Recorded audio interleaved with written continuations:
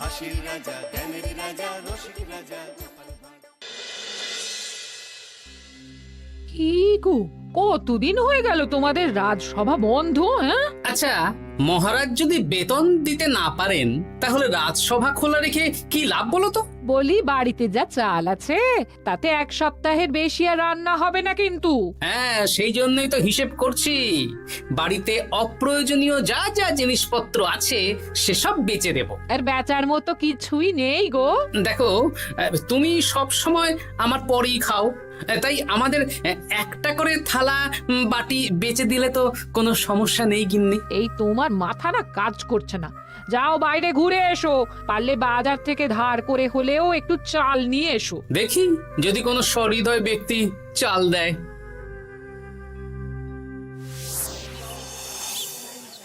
না গোপাল দাদা, বাজারের অবস্থা খুব খারাপ, আর আমি ধারে বিক্রি করছি না। আহা, আরে আমি কোনোদিন তোমার একানাও বাকি রেখেছি বলো? আমি বুঝতে পারছি গোপাল দাদা, কিন্তু আমিও নিরুপায়। গত মাসের বেতন এখনো পাইনি। মহারাজ অনির্দিষ্ট কালের জন্য রাজসভা বন্ধ রেখেছেন। বিশ্বাস করো, বিশ্বাস করো, বেতন পেলেই তোমার ধার আমি মিটিয়ে দেব। এই সপ্তাহ খানেক আগে একই কথা বলে সেনাপতি ধারে 25 কেজি চাল নিয়ে গেছেন। এখন ওনার কোনোই পাত্তা নেই। কি যে করি, কাছের বন্ধু বলতে বিজ্ঞানী আর সভাকবি। দেখি ওদের বাড়িতে একবার ঢুঁ মেরে।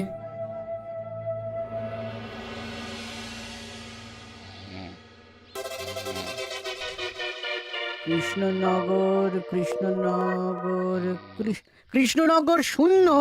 হ্যাঁ, এবারে একটা মোহরও নেই। জাহাপানা সর্বনাশ হয়ে গেছে। কি হলো? পালে বাঘ পড়েছে নাকি? এই ঘুমের 12টা বাজিয়ে দিলে। জাহাপানা, এবারে কৃষ্ণনগর থেকে একটা মোহরও খাজনা আসেনি। হ্যাঁ, বলো কি? 1 মাস আগে বাৎসরিক খাজনা দেওয়ার শেষ দিন ছিল, কিন্তু এখনো একটা মোহরও খাজনা আসেনি। না জাহাপানা। পড়েছে এই বেগমের জন্য হীরের হার, হীরের কানের দুল, হীরের নাকছাবি বানাতে দিয়েছি। উজির, যা হোক করে কৃষ্ণনগর থেকে আমার খাজনা চাই চাই। তাহলে তো কৃষ্ণচন্দ্রকেই তলব করতে হবে। যা করার করো। বাবা, এই সময় তোমার শখ হয়েছে ময়না পোষা? আরে না না, আমি পুষিনি। একটা পশ্চিমের গ্রামে কদিন আগে ঘুরতে গিয়েছিলাম। আচ্ছা, ওখান থেকে নিয়ে এসেছো? না, তাও আনিনি, ছোলা খেতে দিয়েছিলাম। দেখি তারপর আমার পিছনে পিছনে উড়ে উড়ে চলে এসেছে। বাহ বাহ বাহ, এ তো ভালো কথা। বিয়ে তো করলে না, তাও একটা সঙ্গী জুটেছে। এ যে সে পাখি নয় গোপাল, এ ময়না কথা বলে, দেখবে। এই ময়না, বলো তো গোপাল এসেছে। আরে বাস, বলো তো গোপালের ভুঁড়ি আছে আমার নেই।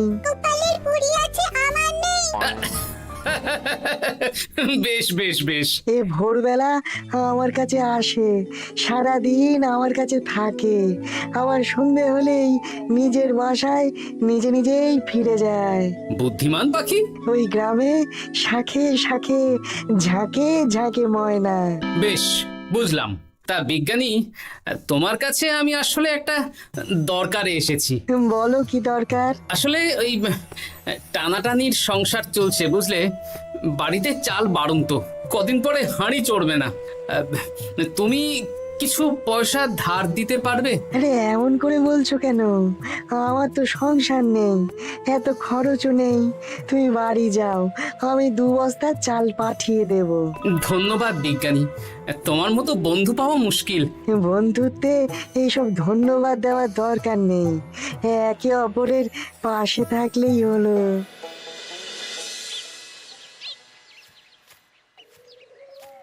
এ কি গো, খালি হাতে ঢুকছো যে? বিজ্ঞানী আমাদের 2 বস্তা চাল পাঠাবে, তাই কিছুটা হলেও চিন্তা কমলো, বুঝলে। ওমা, এই তো সারা বাজার ঘুরে তো ধারে চাল পেলাম না, অগত্যা বিজ্ঞানীর বাড়ি গেলাম। উনি সত্যি তোমার বন্ধু? হ্যাঁ, হ্যাঁ গিন্নি, জানি না কতদিন আমাদের রাজসভার সমস্যাটা চলবে। দেখি অন্য কোনো কাজে লাগতে হবে, বুঝলে। এই দেখো দেখো, যা করার তাড়াতাড়ি করো, এভাবে তো আর চলতে পারে না গো। কি নবাব বাহাদুর আমাকে ডাকছেন? হ্যাঁ, জাহাপনা আপনার উপরে রেগে আছেন। অতি সত্বর আপনাকে দেখা করতে বলেছেন। এবারে চাষাবাদের মন্দার কারণে রাজস্ব আদায় তেমন ভালো হয়নি, তাই খাজনা পাঠাতে পারিনি। আর কিছুদিন অপেক্ষা করতে বলুন, আমি ঠিক খাজনা পাঠিয়ে দেব। এখন আর খাজনা নিয়ে কথা বলবেন কিনা জানি না। আপনাকে নবাব এই আদেশ পাঠিয়েছেন, আপনি 2 দিনের মধ্যে নবাব বাহাদুরের সাথে দেখা করবেন। আচ্ছা ঠিক আছে।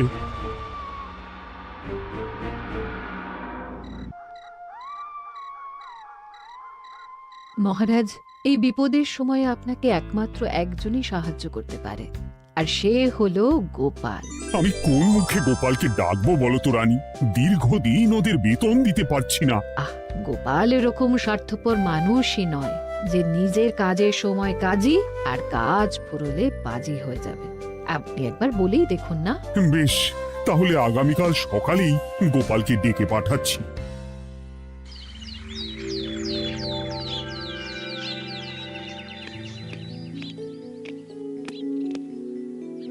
আসতে পারি মহারাজ? হ্যাঁ গোপাল, এসো এসো।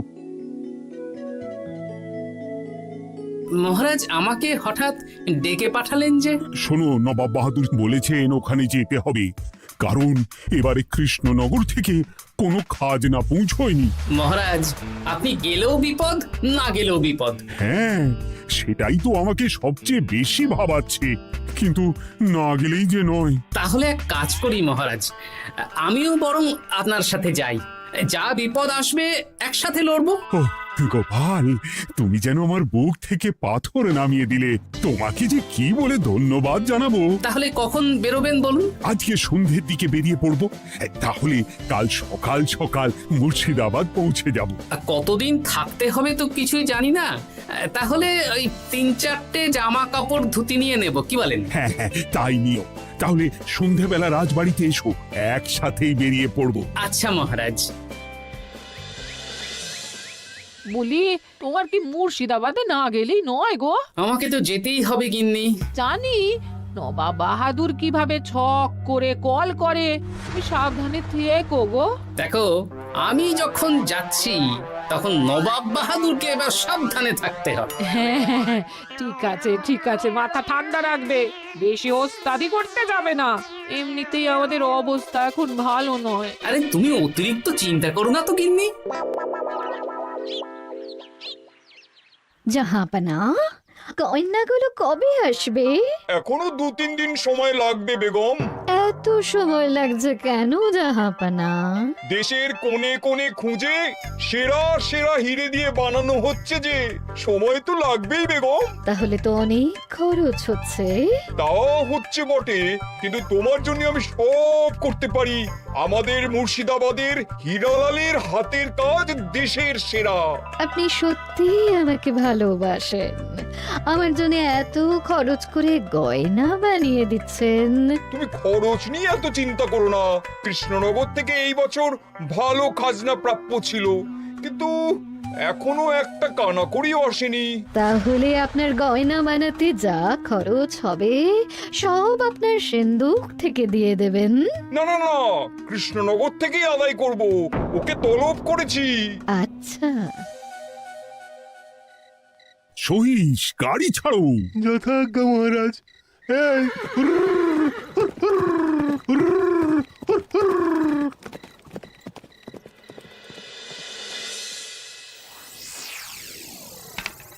এত রাতে আবার কে এলো রে বাবা? খুলছে।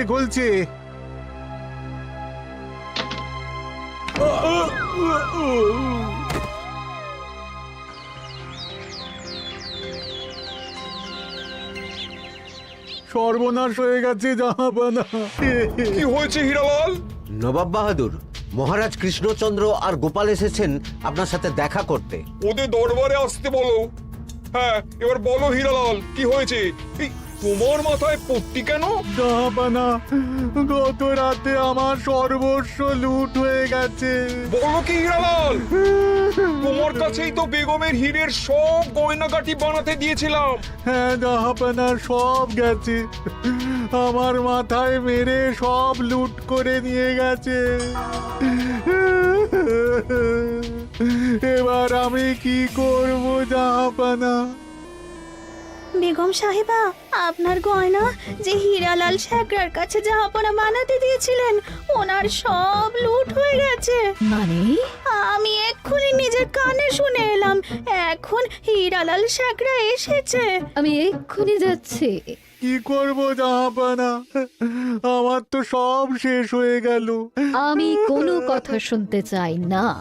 আমার ওই হীরের গয়নাগুলো চাই। চাই বললেই তো পেয়ে যাবে না। এখন এই গয়না শুধু নয়, হীরালালের সব সোনা দানা চুরি হয়ে গেছে। সেগুলো খুঁজে পেতে হবে। বিগত কয়েক বছর আমার মুর্শিদাবাদে কোনো চুরি ডাকাতি হয়নি। প্রত্যেকটা গ্রামবাসী সুখে শান্তিতে আছে। বাইরের কোনো শত্রু আসারও সুযোগ নেই। গ্রামের সীমানায় দিন রাত প্রহরী থাকে। যদি এসেও থাকে, পালাতে পারবে না। এবারে তাহলে চোরটা কে বুঝবো কি করে? এসব সামান্য চোর ধরার কাজ আমার কাছে নস্যি। জাহাপনা, আপনি যদি কৃষ্ণনগরের এবছরের খাজনা মকুব করে দেন, তাহলে আমি চোর ধরার ক্ষেত্রে সাহায্য করতে পারি। ঠিক আছে কৃষ্ণচন্দ্র, তোমার এই গোপাল যদি চোর ধরে দিতে পারে, তাহলে এবছরের খাজনা মুকুব। আগে আমি ওই শেখরার সাথে একান্তে কিছু কথা বলতে চাই। বেশ, প্রহরী প্রহরী, তুমি গোপাল আর শেখরাকে একটা ঘরে নিয়ে যাও। আসুন। এবার আপনি চুরির ঘটনাটা বলুন। চুরি না, ডাকাতি। সে যাই হোক, বলুন বলুন। গতকাল রাতে, তারপর সকালে জ্ঞান ফিরে ঘরে গিয়ে দেখি সব ফাঁকা। আমার ঘরের সাথেই লাগোয়া দোকান। আচ্ছা, দেখুন, আমি আপনার কথা শুনে আর একটু আগের যা আলোচনা শুনলাম, তার থেকে মনে হচ্ছে এই চোর স্থানীয় চোর। কি করে বুঝলেন? কারণ বাইরের চোর হলে তো এত নিখুঁত কাজ করা সম্ভব নয়। চোর নিশ্চয়ই আপনাকে ব্যক্তিগতভাবে চেনে। হ্যাঁ, এবার মশাই আপনি বলুন তো, আপনার কোনো শত্রু আছে? না, শত্রু নেই তেমন। আমার সাথে কারো সম্পর্ক খারাপ নেই।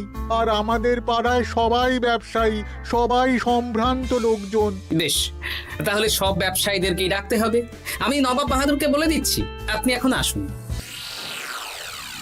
নবাব বাহাদুর, আপনি ওই গ্রামের সকল ব্যবসায়ীদের আপনার মহলে ডাকার ব্যবস্থা করুন। সবাই কিন্তু বেশ সম্ভ্রান্ত ব্যবসায়ী। সে হোক না, ওই গ্রামে তো সবাই ব্যবসায়ী, আর বাইরের কোনো লোক গ্রামে ঢোকেনি বা বাইরেও যায়নি। তাই যদি কেউ চোর থেকে থাকে, তাহলে ওই ব্যবসায়ীদের মধ্যেই আছে। বেশ, আমি সবাইকে আমার মহলে নিয়ে আসার ব্যবস্থা করছি। আর একটা ফাঁকা বড় ঘর চাই, যেখানে চোর ধরার পরীক্ষা হবে। আর সেই ঘরে আমাদের কৃষ্ণনগরের ঘোড়া চোর ধরবে। হ্যাঁ, ঘোড়া চোর ধরবে? হ্যাঁ, যে ঘোড়ার গাড়িতে আমরা এসেছি সেই ঘোড়া। যদি চোর না ধরতে পারো, তাহলে পুরো খাজনা তো গায়ের জোরে নেব, সাথে সাথে কৃষ্ণনগরটাও কেড়ে নেব।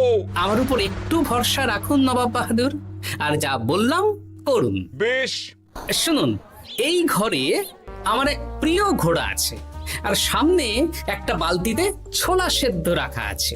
আপনারা সকল ব্যবসায়ীগণ একে একে যাবেন, দরজা ভিতর থেকে বন্ধ করবেন, আর ঘোড়াকে এক মুঠো করে ছোলা খাইয়ে ফিরে আসবেন।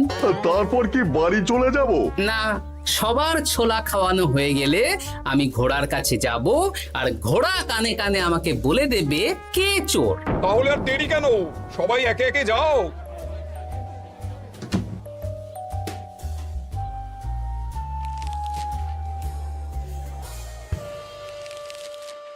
কি করি যদি ঘোড়া সত্যি সত্যি বুঝে যায়? ছোলা খাওয়াবোই না। ব্যাস, ছোলা খাওয়ানো হয়ে গেল। এবার গোপাল বলো তো কে চোর? দাঁড়ান, ঘোড়ার মুখের কথা শুনে আসি। আমি বলে দিচ্ছি জাহাপানা, গোপাল এসব মস্করা করছে, সব মস্করা। ঘোড়া বলে দিয়েছে কে চোর। বলো গোপাল, কে চোর? তার আগে সকল ব্যবসায়ীর হাত দেখে আমি পরীক্ষা করতে চাই। সে দেখো, কিন্তু বলো কে চোর? দেখি দেখি না, দেখি আপনারটা। না, আপনিও না। না, আপনিও না। একই মশাই, চুরিটা তো আপনিই করেছেন, আপনিই চোর। কি উল্টো পাল্টা কথা বলছেন? আমি চুরি করিনি। হ্যাঁ, আপনিই চুরি করেছেন, তাই ভয়ে ঘোড়াকে ছোলা খাওয়াননি।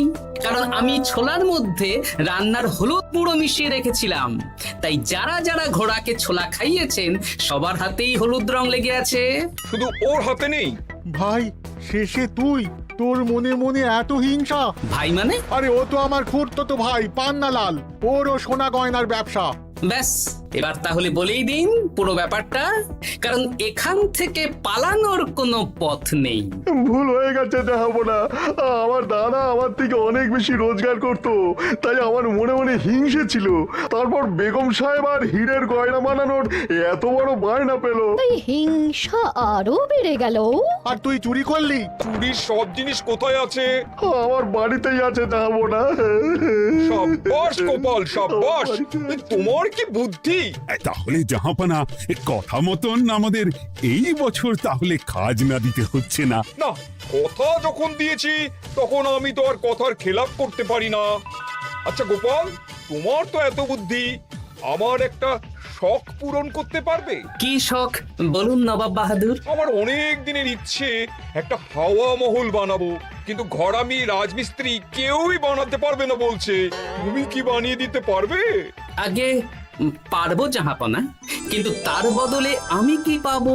আগামী 5 বছর কৃষ্ণনগরের খাজনা মুকুব, আর তোমাকে আমি 100 মোহর উপহার দেবো। বেশ, তাহলে আপনি আমাকে দিন 7 সময় দিন, আর 7 দিন পরে আমার বাড়ির সামনে চলে আসুন। হাওয়া মহল বানিয়ে রাখবো, আপনি নিয়ে যাবেন। বেশ, তাহলে 7 দিন পরে কৃষ্ণনগরে দেখা হচ্ছে। যদি না বানাতে পারো তাহলে কিন্তু আগামী 5 বছর কৃষ্ণনগরকে দ্বিগুণ খাজনা দিতে হবে, এই আমি বলে দিলাম। বেশ, রাজি।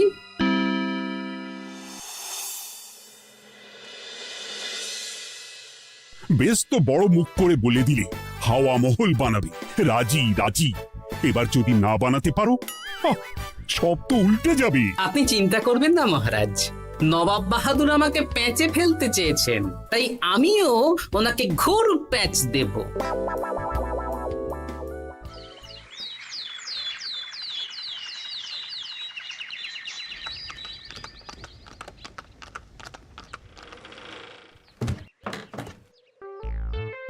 কি গোপাল, আরে কোথায় আমার হাওয়া মহল? 7 দিন হয়ে গেছে তো, তাই মহল দেখতে চলে এলাম। কাজ একদম শেষ পর্যায়ে, চলুন পশ্চিমের মাঠে চলুন।